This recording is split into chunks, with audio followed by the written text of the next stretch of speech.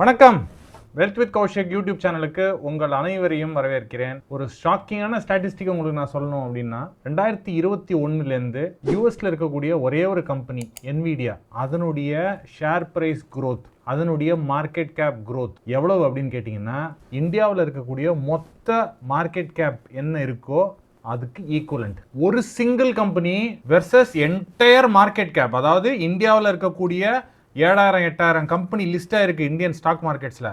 அந்த ஸ்டாக் மார்க்கெட்டில் லிஸ்ட் ஆன 8,000 கம்பெனியோட வேல்யூவும் சேர்த்தா எவ்வளோ வருமோ அந்த வேல்யூ தான் என்விடியாவோட growth 2021 இன்னி தேதி வரைக்கும். ஸோ நம்மளுடைய இன்வெஸ்டர்ஸ்ட இருந்த ஒரு 3 மித்ஸ் என்ன அப்படின்னு பார்த்தீங்கன்னா, யூஎஸ் ஸ்டாக் மார்க்கெட்டு ரொம்ப ஏறிடுச்சு, இங்கேருந்து ரொம்ப ஏறுறதுக்கான வாய்ப்புகள் கிடையாது, கிட்டத்தட்ட $50 trillion அவங்களுக்கு வந்து டெட் இருக்கு, ஸோ அதனால வந்து ரொம்ப ஏறாது, இந்தியன் மார்க்கெட்ஸ்லேயே நம்ம இன்வெஸ்ட் பண்ணிக்கலாம், டாலர் வந்து ரொம்ப கீழே போயிடும், டாலர் வந்து அப்ரிஷியேட் ஆகாது, இந்த டாலரைசேஷன் ரொம்ப பிக்கப் ஆகிட்டு இருக்கு, அதனால டாலர் வந்து இதுக்கு மேலேயும் வந்து பெரிய அளவில் போகாது, அடுத்ததாக ஃபாரின் ஸ்டாக்ஸை ஐடென்டிஃபை பண்ணி இன்வெஸ்ட் பண்ணுறது ரொம்ப கஷ்டம், இந்த மாதிரி ஒரு மித்ஸ் எல்லாமே இருந்துட்டு இருந்துச்சு. இந்த மித்ஸை நம்ம கண்டினியூஸாக நம்ம வந்து இதை ஏற்றுக்கிட்டு அந்த ஃபாரின் ஸ்டாக்ஸில் இன்வெஸ்ட் பண்ணுறதை இக்னோர் பண்ணிக்கிட்டு இருந்தோம் அப்படின்னு சொன்னோம்னா நம்ம ஒரு பெரிய வெல்த் கிரியேஷன் ஜேர்னியை நம்ம மிஸ் பண்ணுறோம் அப்படிங்கிறத அர்த்தம். இந்த வீடியோவோட க்ரக்ஸே என்ன அப்படின்னு கேட்டிங்கன்னா, குளோபல் இன்வெஸ்டிங் மூலமாக உங்களுடைய வெல்த்தை இன்னும் எப்படி இம்ப்ரூவ் பண்ணலாம் அப்படிங்கிறத ஒரு சிம்பிள் லாங்குவேஜில் உங்களுக்கு எல்லாருக்கும் சொல்ல போகிறேன். குளோபல் இன்வெஸ்டிங்னு நான் சொல்கிறத விட குளோபல் டைவர்சிஃபிகேஷன் அப்படின்னு சொல்கிறது தான் கரெக்டாக இருக்கும். ஸோ இப்போ இந்த என்விடியா ஸ்டோரி என்ன அப்படிங்கிறத நம்ம பார்ப்போம். என்விடியா வந்து ஒரிஜினலா அது வந்து ஒரு ஜிபியூ மேனுஃபேக்சரிங் கம்பெனி. ஸோ இந்த ஜிபியூ என்ன அப்படின்னு கேட்டிங்கன்னா கிராஃபிக்ஸ் ப்ராசஸிங் யூனிட் அப்படின்னு சொல்லுவாங்க. கேமிங்ல பார்த்தீங்கன்னா கிராஃபிக் கார்ட்ஸ் ரொம்ப ஃபேமஸ். பட் இந்த கடந்த சில வருஷத்துல பார்த்தீங்கன்னா ஒரு பெரிய ரெவல்யூஷன் நடந்திருக்கு. அது என்ன அப்படின்னு நம்ம எல்லாருக்குமே தெரியும், ஆர்டிஃபிஷியல் இன்டெலிஜென்ஸோட பூம். இந்த ஏஐ மாடல்ஸை வந்து நீங்க ரன் பண்ணணும் அப்படின்னு சொன்னா ஒரு பெரிய கம்ப்யூட்டிங் பவர் உங்களுக்கு தேவை. அந்த கம்ப்யூட்டிங் பவர் உங்களுக்கு தேவை அப்படின்னு சொன்னா அதுக்கு ரொம்ப இம்பார்ட்டன்ட்டா ஜிபியூஸ் இருக்கணும். ஸோ என்விடியாவோட ஜிபியூஸ் பார்த்தீங்கன்னா ஒரு குளோபல் ஸ்டாண்டர்ட், ஏஐ கம்ப்யூட்டிங்கான குளோபல் ஸ்டாண்டர்டா வந்து செட் ஆயிருக்கு. ஸோ இப்போ இந்த மாதிரி நிறுவனங்கள், இப்போ மைக்ரோசாஃப்ட், அமேசான், கூகுள், இந்த மாதிரி நிறுவனங்கள் எல்லாருமே ரொம்ப ஹெவியா என்விடியா சிப்ஸ் மேல ரிலே ஆகிறாங்க. ஸோ அதனால என்ன ஆயிடுச்சுன்னா கம்பெனியோட growth ஒரு பெரிய எக்ஸ்ப்ளோசிவான லெவலுக்கு பூம் ஆயிடுச்சு. ஸோ அடுத்ததாக பார்த்தோம்னா மார்க்கெட் கேப் கம்பேரிசன். நம்ம ஏற்கனவே பார்த்தோம் இந்த ஒரு கம்பெனி மட்டும் லாஸ்ட் 4 வருஷத்துல இந்தியன் மார்க்கெட் கேப்புக்கு ஈக்குவலண்டா இருக்குன்னு சொல்லிட்டு.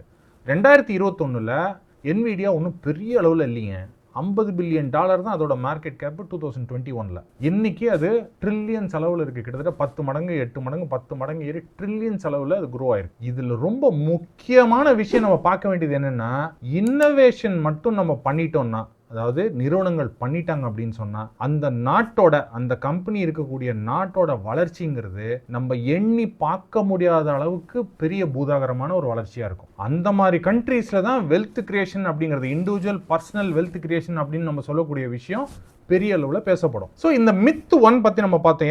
என்ன இந்த மித் அப்படின்னா, யூஎஸ் மார்க்கெட்ஸ் வந்து பெரிய அளவில் வளர்ச்சி அடையாது, யூஎஸ்ல $50 trillion கடன் இருக்கு, டாலர் அதோட ஷீனை வந்து லூஸ் பண்ணிக்கிட்டு இருக்கு, ஒரு ஸ்டேபிளான ரெஜிம் இல்லை, ட்ரம்ப் வந்து என்னென்ன அங்கே நடக்குது அப்படிங்கிறத நம்ம எல்லாருமே பார்த்துக்கிட்டு இருக்கோம். பட் ரொம்ப முக்கியமாக நம்ம கவனிக்க வேண்டிய விஷயம் என்ன அப்படின்னு பார்த்தோம்னா, யூஎஸ்ல தான் இன்னமும் பெரிய இன்னோவேஷன் ஹப்ஸ் கிரியேட் பண்ணிக்கிட்டே இருக்காங்க.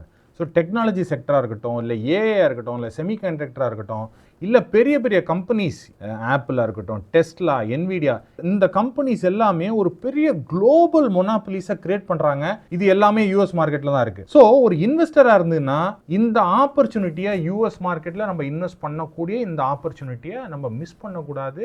அந்த டைவர்சிஃபிகேஷன் நமக்கு கண்டிப்பாக தேவை. ரெண்டாவது மித் என்னன்னா டாலர் கொலாப்ஸ். ஸோ ரொம்ப காமனான ஸ்டேட்மெண்ட் என்னென்ன, டாலர் வந்து கொலாப்ஸ் ஆயிரும், டாலர் கொலாப்ஸ் ஆக போகுது அப்படிங்கிறதுனால தான் கோல்டு மேலே வந்துச்சு. கடைசி 50 வருஷத்துல நீங்க பாருங்க, டாலர் வந்து இன்னமும் வந்து it is a global reserve currency. அதாவது almost 60% of the global reserves நீங்க பார்த்தீங்கன்னா எல்லாமே டாலர்ல தான் இருக்கு. நீங்கள் மேஜர் கமாடிட்டிஸ் பாருங்கள், இன்றைக்கி நம்ம ஆயில் வாங்கணுன்னாலும் டாலர் கொடுத்தா தான் நம்ம ஆயில் வாங்க முடியும், கோல்டு வாங்கணுன்னாலும் டாலர் கொடுத்தா தான் வாங்க முடியும், எனி இன்டர்நேஷ்னல் ட்ரேட் டாலரில் தான் பண்ணி ஆகணும். இது எல்லாமே ஸ்டில் டாலர் பேஸ்டு தான். ஸோ கம்ப்ளீட்டாக டாலர் கொலாப்ஸ் ஆகும்னு சொல்கிறக்கூடிய விஷயம் பார்த்தோம்னா இது வந்து ஒரு அன்ரியலிஸ்டிக் ப்ரொஜெக்ஷன் மட்டும்தான். அடுத்த மித் என்னன்னு பார்த்தோம்னா, foreign investing is very hard. அதாவது வெளிநாட்டில் நம்ம எந்த கம்பெனியில் இன்வெஸ்ட் பண்ணுறதுங்கிறது நம்மளால் கண்டுபிடிக்க முடியாது. என்ட்ரி எக்ஸிட் டைமிங் கஷ்டம். அதை தவிர ப்ராப்பரான ஒரு டிமேட் அக்கௌண்ட் மூலமாக நம்ம இன்வெஸ்ட் பண்ணோம். அதுக்கு உண்டான ஃபெசிலிட்டிஸ் இன்னும் கிரியேட் ஆகலை. அந்த இன்ஃப்ராஸ்ட்ரக்சர் இன்னும் கிரியேட் ஆகலை. நம்ம நாட்டில் இருக்கிறது போல ரொம்ப சிம்பிளிஃபைடான மியூச்சுவல் ஃபண்ட் திட்டங்கள் வெளிநாட்டில் இல்லை. இந்த மாதிரி ஒரு மித்து இருக்கிறதுனால தான் யாருமே நிறைய பேர் யூஎஸ் மார்க்கெட்ஸாக இருக்கட்டும், இல்லை வேற குளோபல் மார்க்கெட்ஸாக இருக்கட்டும், அதை எக்ஸ்ப்ளோர் பண்ணுறதுக்கான ஒரு ஆப்பர்ச்சுனிட்டி இல்லாமல் இருக்காங்க. பட் ஆக்சுவலாக பார்த்தீங்கன்னா இன்னைக்கு சிச்சுவேஷன் ரொம்ப ரொம்ப டிஃப்ரெண்ட். வெளிநாட்டு கம்பெனிகளில் முதலீடு செய்வதற்கான என்ன ஆப்ஷன்ஸ்னு பார்த்தோம்னா, குளோபல் மியூச்சுவல் ஃபண்ட்ஸ் இருக்காங்க, இன்டர்நேஷனல் இடிஎஃப்ஸ் இருக்காங்க, டைரக்டா யூஎஸ் ஸ்டாக்ஸ்ல இன்வெஸ்ட் பண்ணக்கூடிய ஸ்டாக் பிளாட்ஃபார்ம்ஸ் இருக்காங்க. என்னென்ன ப்ராசஸ் போனோம்? கேஒய்சி ப்ராசஸ் தான், நார்மல் கேஒய்சி ப்ராசஸ் நம்ம எடுத்துகிட்டு போனோம். அடுத்தது எல்ஆர்எஸ் ரூட் அப்படின்னு நம்ம சொல்லுவோம், லிபரலைஸ்டு ரெமிட்டன்ஸ் ஸ்கீம் அப்படின்னு சொல்லக்கூடிய இந்த எல்ஆர்எஸ் ஸ்கீம் மூலமாக இந்தியன் ரெசிடெண்ட்டாக இருந்தாலும் ஒரு வருஷத்துக்கு $250,000 வரைக்கும் அவங்க இந்தியன் ருப்பியை டாலராக கன்வெர்ட் பண்ணிட்டு வெளிநாட்டில் போய் முதலீடு பண்ணுறதுக்கு ஆர்பிஐயே அலோவ் பண்ணுது. ஸோ அதை தவிர இன்வெஸ்ட்மெண்ட் ட்ரான்ஸ்ஃபர். ஸோ டெக்னிக்கலி பார்த்தோம்னா இது இம்பாசிபிள் கிடையாது. ஆக்சுவலாக பார்த்தோம்னா ஒரு சில காலத்துக்கு முன்னாடி இருந்ததை விட இன்னைக்கு குளோபல் இன்வெஸ்டிங்கில் நம்ம இன்வெஸ்ட் பண்ணோம் அப்படின்னு சொன்னால் அதோட ப்ராசஸ் ரொம்பவே ஈஸியாக இருக்குது அப்படின்னு தான் நம்ம சொல்லுவோம். ஸோ எதனால global diversification is very very important அப்படின்னு நம்ம பார்த்தோம்னா, ப்ரொஃபஷனல் இன்வெஸ்டர்ஸ்ன்னு பார்த்தோம்னு வச்சுங்களேன், அவங்க always they will follow only one rule: never bet your money on only one country. Example diversification என்ன? Indian equities. அதை தவிர நம்ம கொஞ்சம் குளோபல் யூஎஸ் டெக்னாலஜி ஃபண்ட்ஸில் நம்ம இன்வெஸ்ட் பண்ணிக்கிறோம், நாஸ்டாக் பேஸ்ட் ஃபண்ட்ஸில் நம்ம இன்வெஸ்ட் பண்ணுறோம். அதை தவிர குளோபல் எமர்ஜிங் மார்க்கெட் இடிஎஃப்ஸ், அதில் கொஞ்சம் பணத்தை போடுறோம், கொஞ்சம் பணத்தை கோல்டில் போடுறோம். ஸோ இந்த மாதிரி டிஃப்ரெண்ட் எக்கானமிஸ் பார்த்தீங்கன்னா டிஃப்ரெண்ட் டைப்ஸ் ஆஃப் டிஃப்ரெண்ட் டைம்ஸில் பர்ஃபார்ம் ஆகும். ஸோ அந்த மாதிரி போகும்பொழுது ஒரு மார்க்கெட்டு ஸ்லோ ஆகும், ஆனால் இன்னொரு மார்க்கெட்டு பூம் ஆகும். ஸோ அதனால என்ன ஆகும் அப்படின்னு கேட்டிங்கன்னா, உங்களுடைய ஓவரால் ரிஸ்க்கை கண்ட்ரோல் பண்ணிட்டு போர்ட்ஃபோலியோ எப்போதுமே ஒரு பர்ஃபார்மிங் பீரியட்ல உங்களுடைய போர்ட்ஃபோலியோ இருக்கும். ஸோ நார்மலா இப்போ உங்களுடைய அடுத்த கேள்வி, ஸோ ப்ராக்டிக்கலாக நம்ம பார்த்தோம்னா என்ன மாதிரி அசெட் அலோகேஷனை நம்ம ஃபாலோ பண்ணணும்? ஒரு சாம்பிள் போர்ட்ஃபோலியோ நம்ம எடுத்துக்கோமே. ஒரு 60% இந்தியன் ஈக்விட்டிஸில் நம்ம வச்சிருக்கோம்னா ஒரு 20-25% யூஎஸ், அதை தவிர மற்ற குளோபல் ஈக்விட்டிஸில் நம்ம வச்சுக்கலாம். ஒரு 10% நம்ம கோல்டில் வச்சுக்கலாம், ஒரு 5% கேஷில் வச்சுக்கலாம். எதனால கேஷ் அப்படின்னு சொன்னோன்னா, இப்போ நம்ம ரீசெண்டாக நம்ம இந்தியன் மார்க்கெட்ஸில் வந்திருக்கக்கூடிய ஒரு ஸ்லம்ப் மாதிரி இருக்கக்கூடிய பீரியடில் கேஷ் இருந்துச்சு அப்படிங்கிற பட்சத்தில் நம்மளால் அந்த மார்க்கெட்டில் பார்ட்டிசிபேட் பண்ண முடியும். அந்த மாதிரி இறங்கி இருக்கக்கூடிய மார்க்கெட்டில் நம்ம இன்வெஸ்ட் பண்ண முடியும். அதனால தான் எப்போதுமே சொல்கிறது என்னென்னா, ஒரு 5%லேருந்து 10% நீங்கள் கேஷ் வச்சுக்கிட்டு இருந்தீங்கன்னா இட் இஸ் ஆல்வேஸ் பெட்டர். நீங்கள் ஒரு மியூச்சுவல் ஃபண்ட் இன்வெஸ்டராக இருக்கலாம்.